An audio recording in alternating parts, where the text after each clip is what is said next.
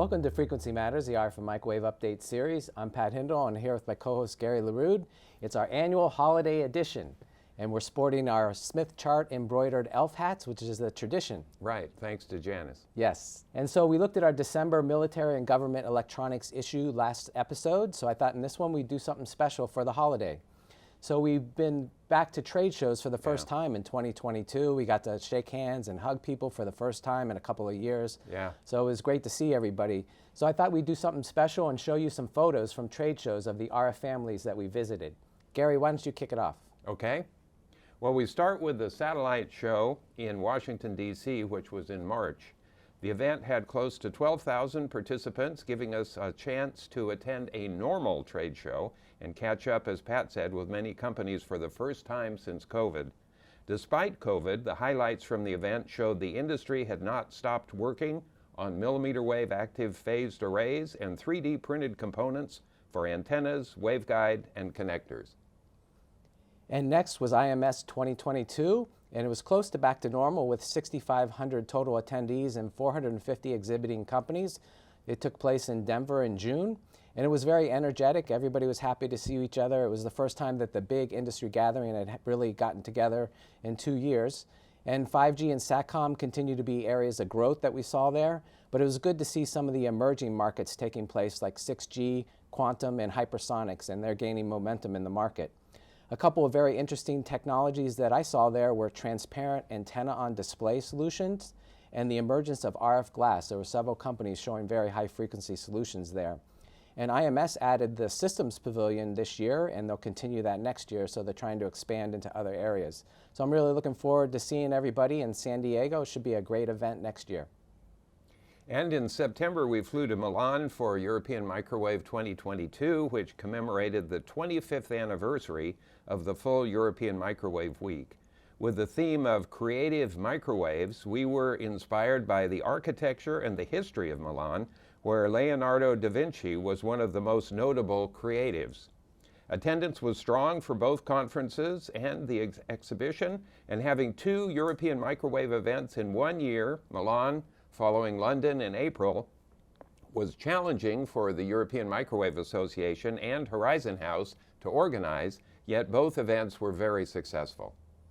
And finally, AOC 2022 took place in Washington, D.C. in the fall. Very successful gathering with 2,600 professionals, and the theme was the EMSO Playbook. There were 140 exhibiting companies, and the symposium program had 84 keynote speakers, presentations, panelists, and moderators. The keynote session topics range from NATO transformation and DoD acquisition developments for EMSO to informational operations and artificial intelligence. So we hope everybody enjoyed our holiday cards. So turning to the news, there were a couple aerospace and defense announcements. The U.S. unveiled its first bomber in over 30 years, the B-21 Raider. Big event. They unveiled it after it's been secret for many years. It'll be the new stealth strategic bomber, and they're trying to really update the three delivery of nuclear weapons through silos, submarines, and now the stealth bomber. Yeah, I thought it was interesting. They said it may look similar to an older bomber, but everything on the inside is new. That was a good description. And I also saw that the government of Japan announced that they will be collaborating on their next generation fighter with the UK and Italy. And so the Mitsubishi Heavy Industries has been kind of developing this for a few years, and now they'll be collaborating with the defense contractors from those two companies. So it'd be good to see probably a 6th generation fighter from them. Yeah. What did you see in the news? Well, on the same aerospace and defense theme, the Artemis 1 mission was successful. After several launch delays, the rocket actually launched, and the Orion spacecraft circled the moon multiple times and then came back to Earth. I think I saw it was 1.4 million miles that it traveled and then splashed down in the Pacific, coming in at like 25,000 miles an hour. So it was a real test of the heat shield. And very successful. It's the first step on putting humans back on the moon. And I think, you know, it was so successful, and I think we get used to it, that we think it's routine, but it's really not routine. It's been many years, so it's good that we're coming back. Right. So now the Microwave Journal has a big announcement. My partner in crime for about 8 years now, Gary LaRude, will be retiring at the end of the year. Very bittersweet moment for me. I hope he really enjoys retirement, but we're really going to miss him. Gary's been a mainstay in the semiconductor industry his whole career, worked at TI, Triquind, MACOM, and then Microwave Journal, so he had a perfect background. I love the way you describe yourself. You were one of the midwives at the birth of the gallium arsenide industry. True. And you really helped develop a lot of MMICs, you helped develop a lot of technology. And for Microwave Journal, you really brought a keen sense of business to the technical reporting, which was kind of unique for the first time. You've been described as the best editor that we've ever had by a few people, and I agree with that. You really brought a lot to the Microwave Journal, too. You streamlined and automated a lot of the editorial processes, so that was great. And you know, I think a lot of people use your LinkedIn postings as their news feed for the industry to see what's happening, so that's pretty cool. You will be very missed, and it's been an honor and pleasure to work with you.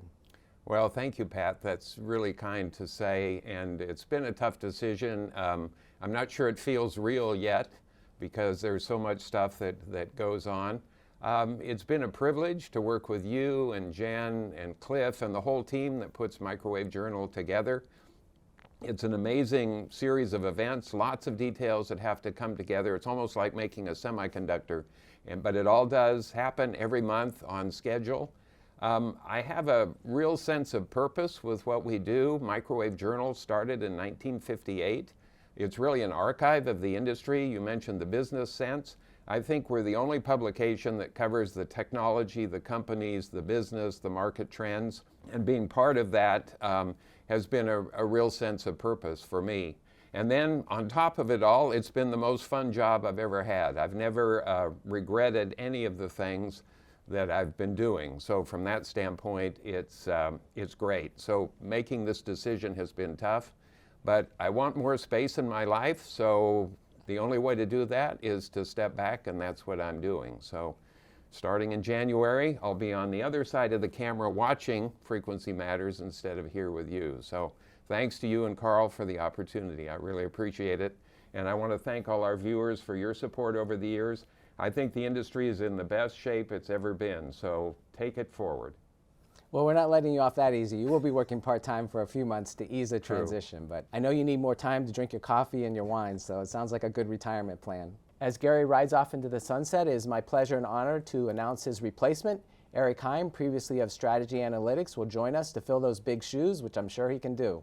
Eric, why don't you tell us a little bit about yourself? Great, Pat, thanks. I have been in the industry now for going on 40 years. And I have a Bachelor's of Science in Electrical Engineering from Cornell. I have an MSEE from Northeastern. I've worked at a variety of defense and component companies in roles ranging from design engineer through to engineering management, various marketing roles and business development roles. As you mentioned, most recently Strategy Analytics, where I was a service director, technology and market analyst for a variety of semiconductor and defense markets. And it is, I'm humbled by the opportunity to give back to the industry, if you will. Microwave Journal has been at every step of my career. So it's a big responsibility. It's big shoes to fill. We're trying to replace Gary, but I look forward to the challenge and I am happy to be on board. Well, we really welcome you, and we'll be seeing you at all the trade shows, so he'll be around. So I think that wraps up this episode. Our sponsor is RFMW, a pure play microwave and RF distributor. And we really would like to thank RFMW. They've been a strong supporter for many years now, and we wouldn't be able to produce such a nice show for you without them. I would like to wish everybody a happy holidays. We'll be back in January with another episode of Frequency Matters. Remember, if you're in the industry, Microwave Journal is free. Just go to microwavejournal.com and click subscribe. Thanks for watching, and join us next time on Frequency Matters.